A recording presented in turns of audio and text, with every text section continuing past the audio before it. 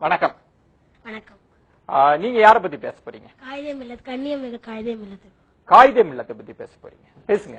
அவரை ஏன் பிடிக்கும் அப்படின்னா, அவர் ஒரு இஸ்லாமியனா, இந்தியனா, தமிழனா, தலைவனா, தனக்குத்தானே ஒரு இலக்கணம் வச்சுட்டு அந்த இலக்கணத்துக்கு படியே வாழ்ந்தாரு. அவர் வந்து நிறைய பதவிகள் வகிச்சாரு. அவர் இந்தியன் கான்ஸ்டிடியூவன்ட் அசம்பிளியோட ஒரு உறுப்பினர், முஸ்லிம் லீகோட தலைவர், சட்டமன்ற நாடாளுமன்ற உறுப்பினர் மற்றும் பல பதவிகளை வகிச்சார். அவர் இவ்வளவு பதவி வகிச்சாலும் அவர்கிட்ட எனக்கு ரொம்ப பிடிச்ச தன்மை வந்து எளிமை. அதற்கு வந்து ஒரு எடுத்துக்காட்டு சொல்றேன். அவர் வந்து குரோம்பேட்டையில ரொம்ப சின்ன வீட்டுலதான் வாழ்ந்தாரு. அவங்க வீட்டுக்கு யாராச்சும் வந்தாங்கன்னா அவங்கள உட்கார வைக்க கூட அந்த வீட்டுல இடம் கிடையாது. அது மட்டும் இல்லாம அவர் மண்ணடி அலுவலகத்துக்கு போனோம்னா மின்சார ரயில்ல புறப்பட்டு கடற்கரையில இறங்கி அங்கிருந்து ரிக்ஷால தான் மண்ணடி அலுவலகத்துக்கு போவாராம். நிறைய பேர் வந்து அவருக்கு கார் வாங்கி தரான்னு சொல்லி அதெல்லாம் அவர் மறுத்துட்டாரு. எனக்கு அதெல்லாம் வேண்டாம் அப்படின்னு சொல்லிட்டு.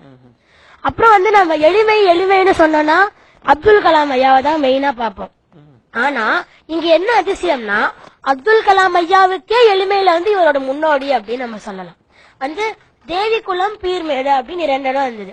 அந்த 2 இடம் வந்து கேரளாவுக்கு போயிடும் அப்படின்ற நிலை வந்த போது காமராசர் வந்து அது இந்தியால தானே இருக்கு அப்படின்னு சொன்னாரு.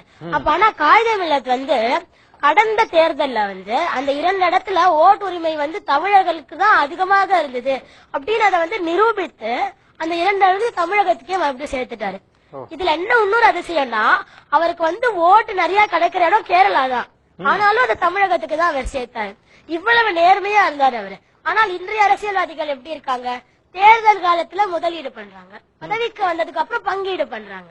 அவர் வந்து கராச்சியில முஸ்லிம் லீகோட தலைமையை ஏற்ற போது அவர் வந்து பாகிஸ்தானோட பிரதமர் என்ன சொன்னார்னா, இந்தியால இருக்கிற முஸ்லிம்களுக்கு ஏதாச்சும் உதவி வேணும்னா நாங்க பண்ண தயார் அப்படின்னு சொன்னார்.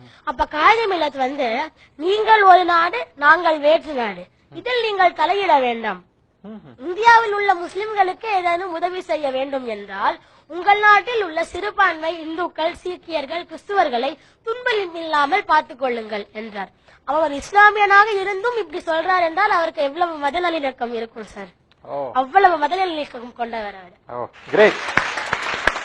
இந்திய திருநாட்டினுடைய தேசிய மொழியாக எது வர வேண்டும் என்று சிந்தித்த போது முதுமையான மொழியாகவும் எல்லா கருத்துக்களையும் தன்னகத்தை கொண்ட மொழியாகவும் இருக்க வேண்டும் என்று சொன்னால் தமிழுக்கு ஈடு இணையுள்ள மொழி வேறு என்றும் கிடையாது.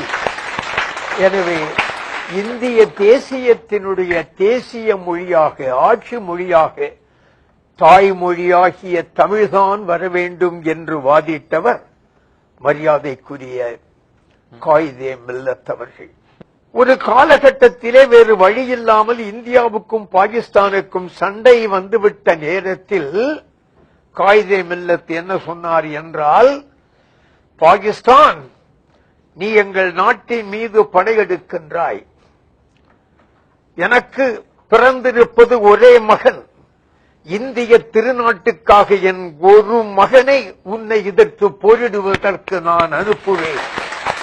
பெற்ற மகன் ஒருவனேதான், அந்த ஒருவனையும் இந்திய திருநாட்டை பாதுகாப்பதற்கு நான் அனுப்புவேன் என்று சொன்ன மிக அற்புதமான ஒரு இந்தியன். அடுத்து